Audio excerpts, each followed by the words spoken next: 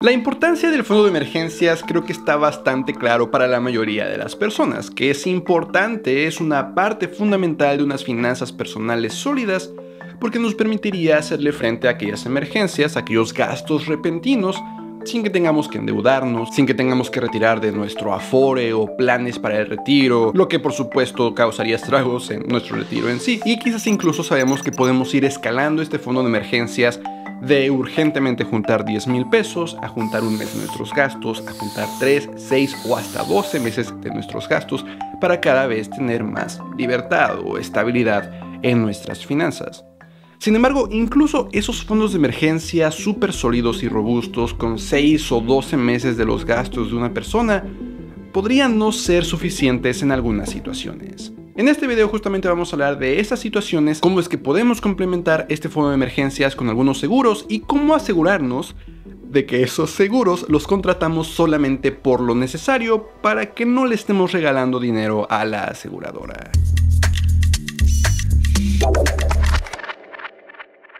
Hola, yo soy Eduardo Rosas, soy licenciado en Finanzas y Banca, actualmente estudiando la maestría en Planeación Financiera, y en este canal hablo sobre todo lo que debemos de saber sobre finanzas personales. En este video quiero enfocarme en cómo podemos complementar un fondo de emergencias para aquellas situaciones en las que un fondo de emergencias no sería suficiente.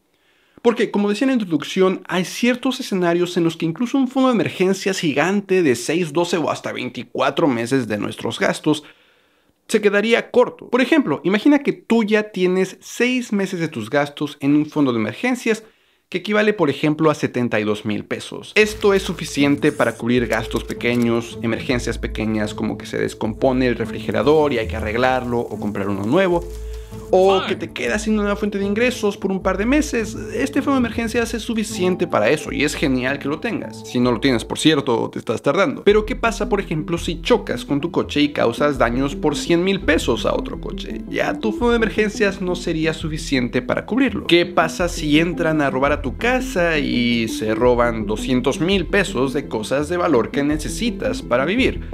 De nuevo, este fondo de emergencias no sería suficiente y creo que ya sabes a dónde voy. Necesitamos justamente de estos seguros que nos complementen, que nos protejan para que nuestro fondo de emergencias no tenga que ser tocado y nuestras finanzas sigan estables. La forma en que lo veo, hay 4 situaciones diferentes en las que realmente necesitamos un seguro y solamente 4 y con sus asteriscos. Por ejemplo, justamente el primero es un seguro de auto, que obviamente alguien que no maneja un auto no necesita. Pero que si tú manejas un auto y en muchas situaciones ya es obligatorio, deberías de tener este seguro. No porque la ley lo diga solamente, sino porque además te protege a ti y a tus finanzas. Estos seguros de autos suelen cubrir daños a terceros que puedas ocasionar y poco a poco podrías subir las protecciones que ofrecen para que agreguen, por ejemplo, no solo responsabilidad civil, sino daños a tu propio automóvil, que a veces incluye una protección contra robo de tu automóvil, que no necesariamente estuviste en un accidente, y que a veces incluyen también la protección contra los gastos médicos ocasionados por un accidente que pueda ocurrir dentro de tu automóvil. Justamente todo esto te ayuda a protegerte de diferentes riesgos a los que estamos expuestos simplemente por vivir la vida cotidiana y permitir que tu fondo de emergencias o tus finanzas en general no se vean afectados por esas situaciones. Un punto bien importante que va a ser recurrente en estos 4 tipos de seguros o de protecciones que debes de considerar para complementar tu fondo de emergencias es que existen para protegerte contra la ruina financiera, o vas a utilizar un seguro cuando realmente el riesgo que estás corriendo te dejaría en la ruina. O vaya, quizás no tanto la ruina, pero justo retrasaría varios años a tu progreso en mejorar tus finanzas personales.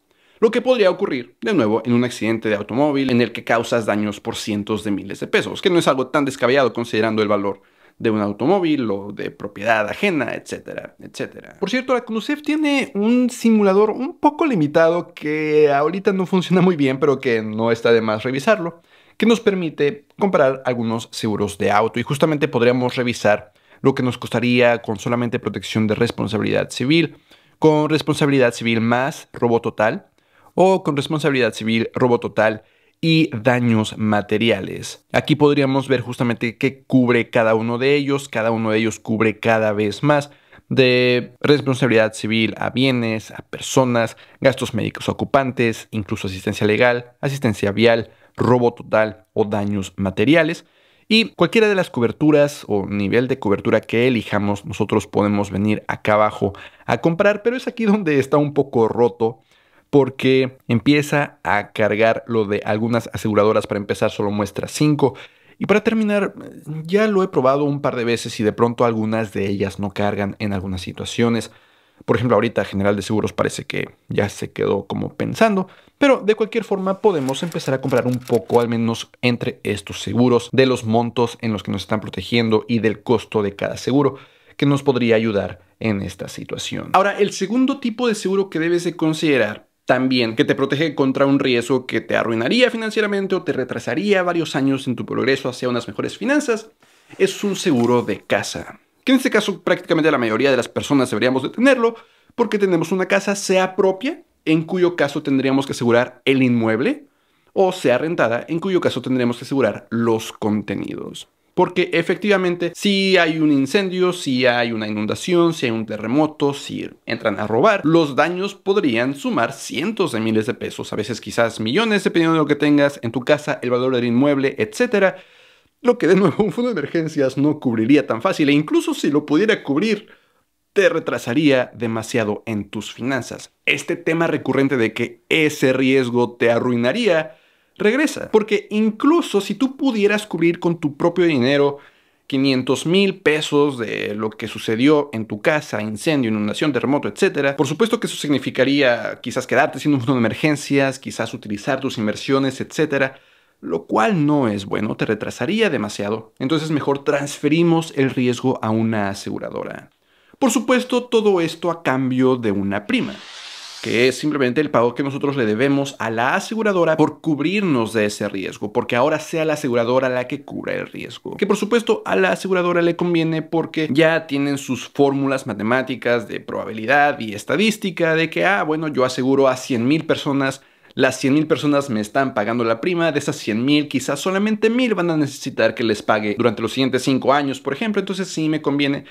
Como la aseguradora está recibiendo dinero de tantas personas, el riesgo lo pueden soportar y las personas nos aseguramos entonces de que el riesgo ya no está recargado en nuestras finanzas. Y bueno, esto también aplica al tercer riesgo del que nos debemos de proteger, que es contra gastos médicos mayores. Y por supuesto, existen seguros que nos protegen para eso. Porque en especial estos gastos médicos pueden volverse demasiado caros. Si necesitamos una operación, estamos en un accidente, nos descubren una enfermedad que por supuesto nunca queremos que eso suceda, pero si sucede los costos podrían ser bastantes. En especial si es una enfermedad que requiere de tratamiento por mucho tiempo, encima de toda la preocupación que eso significaría. Nosotros no queremos añadir preocupación financiera. Entonces, igualmente podemos transferir el riesgo financiero a una aseguradora.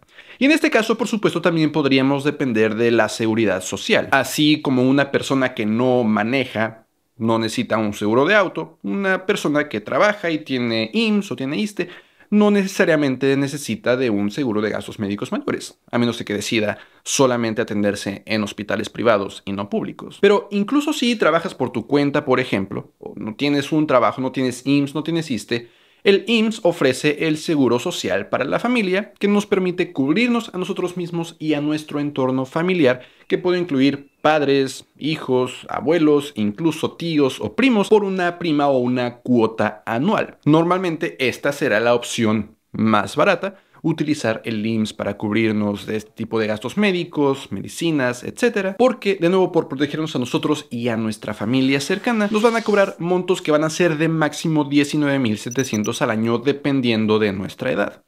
Por ejemplo, si tenemos de 0 a 19 años, el costo es solamente 8,200, de 20 a 29, 10,200, de 30 a 39, 10,950, y va subiendo poco a poco hasta esos 19,700 para las personas de más de 80 años, que por esta prima ya estaríamos liberándonos de cualquier presión de gastos que tuviéramos que incurrir en caso de enfermedad, en caso de necesitar medicamentos, etcétera. Bueno, eso ya lo cubriría en este caso el IMSS, o por supuesto, si contratamos un seguro de gastos médicos mayores con una aseguradora, el costo lo cubriría la aseguradora y nos podríamos atender en algunos hospitales privados. Normalmente hay niveles, dependiendo de los hospitales en los que nos queramos atender, podríamos tener que pagar primas superiores, pero voy a hablar un poco más acerca de esto en un minuto, sobre cómo definir qué vale la pena al momento de elegir un seguro y de las primas que deberíamos de pagar. Por cierto, la Conducef también de vez en cuando publica las calificaciones de transparencia de varias aseguradoras. En este caso estamos viendo las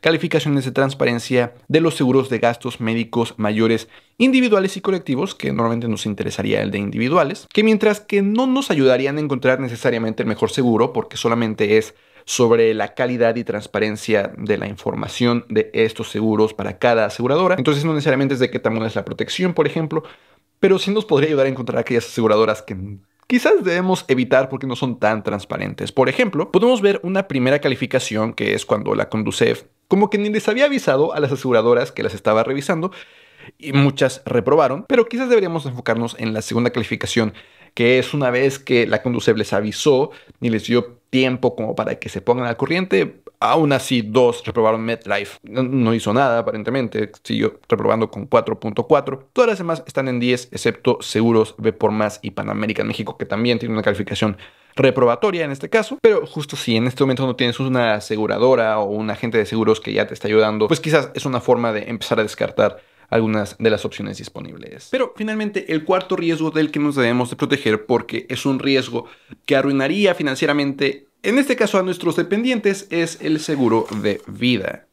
Porque precisamente mientras estamos en vida podemos tener dependientes económicos, nuestros hijos, nuestros padres o alguien a quien les proveemos de lo que necesitan para vivir. Pero si faltáramos, se las verían negras. Entonces es muy importante considerar que, de nuevo, solamente si tenemos dependientes económicos, el contratar un seguro de vida que los proteja, en este caso, a ellos en caso de que nosotros faltemos. Ciertamente podrás imaginarte que este riesgo, que por supuesto siendo mortales corremos el riesgo de morir en cualquier momento, pues es un riesgo demasiado grande que soportar para las personas que son dependientes de nosotros, incluso si nosotros ya tenemos un fondo de emergencias que ellos se pudieran quedar, o algunas inversiones que ellos se pudieran quedar. Porque dependiendo, por supuesto, de quiénes son los dependientes, podrían pasar meses o incluso años para que ellos realmente pudieran valerse por sí mismos. Si son menores de edad, si apenas tienen 1 o 2 años, pues por 15, 17, 18 años no van a poder valerse por sí mismos. Y si son personas mayores, tus padres o tus abuelos, que también pues, ya están retirados, que ya más bien dependen de tus ingresos para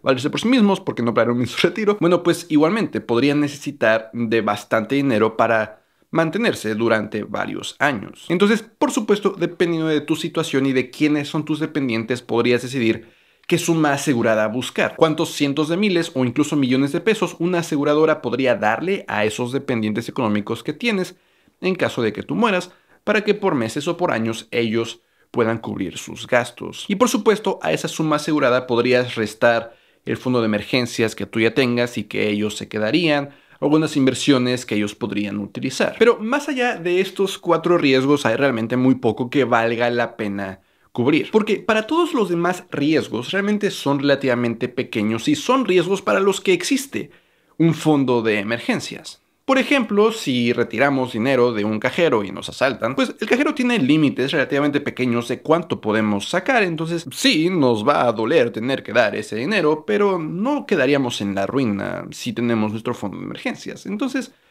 un seguro que nos proteja de eso no es tan valioso. Igualmente para seguros de robo, de que nos roben el teléfono o algo por el estilo también, son cosas que sí nos dolería tener que pagar y tener que dar el celular, pero no nos dejaría en la ruina si ya tenemos nuestro fondo de emergencias.